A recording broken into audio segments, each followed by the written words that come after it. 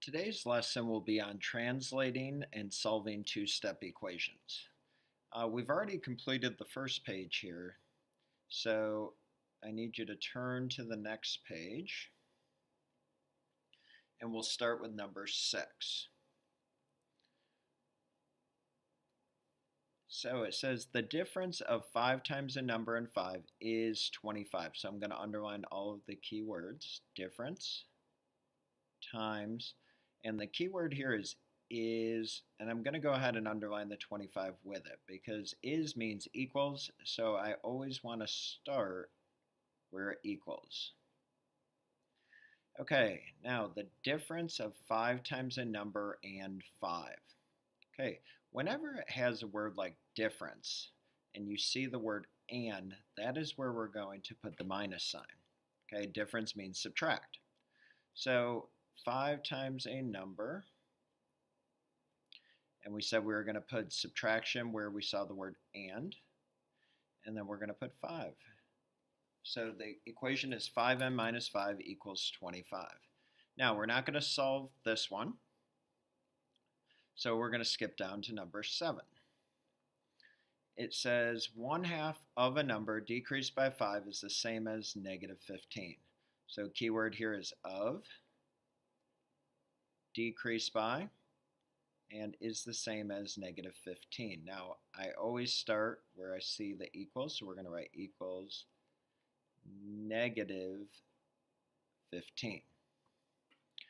Okay, now I want to write 1/2 of a number decreased by 5. So of means multiplies, so we're going to say 1/2 of a number, and when we represent multiplication we always put the number of the fraction in front of the letter, and decrease by means subtraction, and we're subtracting by 5. Now we're going to go ahead and solve this, so we're going to circle our variable, we're going to draw our t, and the inverse of subtracting 5 would be adding 5, so we're going to add 5 to both sides. Okay, the 5's will cancel and equal 0. So bring down your 1/2 n equals. Now, I squeezed a negative in here, but this is negative 15 plus 5. And negative 15 plus 5 is negative 10. Now, I have 1/2 n equals negative 10. To cancel out a fraction, I need to use the multiplicative inverse property. So what is the inverse of 1/2? Hopefully you said 2 because the inverse of 1/2 is 2 over 1, and 2 divided by 1 is just 2. So I'm going to multiply both sides by 2. And 2 times 1/2 is a 1 in disguise, so n equals negative 20. Okay. Now, we're going to skip down to number 8, so I'm going to go ahead and clear the screen here. And let's look at number 8. It says 10 more than the quotient of a number and 4 is 20. So I see a keyword here, but this time I'm going to circle it. And I'll tell you why we circled it in just a minute. Underline quotient, and underline is 20. So I'm going to write the equals 20 first. I always start with the equals part. And now we need to write 10 more than the quotient of a number and 4. Now, we have 10, more than means add, and quotient means divide. So we're doing the quotient of a number and 4. So watch how I write this. I circled more than because more than is one of our switch around words. So the 10 is going to go at the end of this. So the quotient means divide, so a number and 4. And notice I put the division bar where I saw the word and, because we said the quotient of a number and. So division bar goes where I saw the word and. And now I'm going to write plus 10. Okay, notice if I just wrote it without knowing the switch around, I would have wrote 10 plus n divided by 4. but because more than is a switch around word, I wrote it as n divided by 4 plus 10. So remember our switch around words. These are words that have than or from in it. And then another special case is added to. That's also a switch around word. So we're going to circle our variable, and we're going to draw our t. So the inverse of adding 10 is subtracting 10. 10 minus 10 is 0. We're going to bring down n divided by 4, and 20 minus 10 is 10. Now we're not done here. The opposite of division is multiplication, so we're going to multiply both sides by 4. 4 times 4.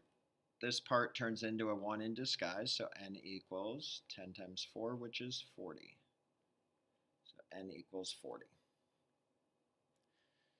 Okay, now that is the last one we're going to solve on this page. So now we're going to look at 9 and 10, and for 9 and 10 we are just going to translate them. So let me clear the screen here so we can look down below. Okay. So now we have 6 less than twice the number is negative 30. So hopefully you know why I'm circling this. Underline the word twice, and underline is negative 30. Now I'm going to write the equals part first, and I'm going to write negative 30 here. Now, 6 less than twice a number. Now, less than means subtract, so I'm going to write 6 minus twice a number means multiplying by 2, so 6 minus 2n. But remember I told you there are switch around words. So since I circled this, this tells me it's a switch around word. So instead of writing 6 minus 2n, I'm going to write 2n minus 6. Okay. Now here's our last example. It says the sum of negative 8 and the product of 5 and a number is 37. So there's a keyword sum, another keyword product, and is 37. So I'm going to write the equals 37 first, so I know exactly where that goes. Now, sum means add. Okay, so I'm going to look for the word and I'm going to put the addition sign there. So this means the sum of negative 8 and the product of 5 and a number. That means I'm adding negative 8 to the product of 5 and a number. So I'm going to write negative 8 plus the product of 5 and a number. And since product means multiply, I'm going to write 5n. Now, notice the word and is here, and I'm putting the 5 next to the letter.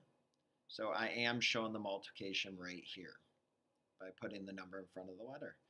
Okay, we are now going to solve this one, and that concludes the rest of our notes on two-step translating and solving. I hope you learned something and have a great day.